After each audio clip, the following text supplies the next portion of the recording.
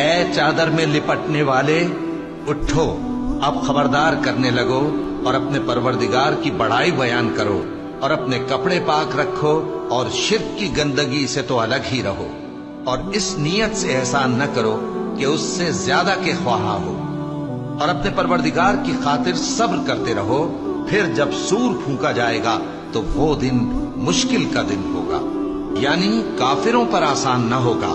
مجھے اس شخص سے سمجھ لینے دو جس کو میں نے اکیلا پیدا کیا، اور میں نے اس کو بہت سا مال دیا، اور ہر وقت حاضر رہنے والے بیٹے دیے، اور اس کو ہر طرح کے سامان میں وسعت دی، پھر بھی لالچ رکھتا ہے کہ میں اسے اور زیادہ دوں۔ ایسا ہرگز نہیں ہوگا، یہ ہماری آیتوں کا بڑا مخالف رہا ہے۔ میں اسے ایک بڑی چڑھائی چڑھاؤں گا۔ اس نے غور و فکر کیا اور ایک بات ٹھہرا لی، یہ مارا جائے، اس نے کیسی تجویز کی، پھر یہ مارا جائے، اس نے یہ کیسی تجویز کی۔ پھر اس نے نگاہ کی، پھر تیوری چڑھائی اور منہ بگاڑا، پھر پیٹ پھیر کر چلا اور تکبر کیا، پھر کہنے لگا یہ تو جادو ہے جو پہلے لوگوں سے برابر ہوتا آیا ہے۔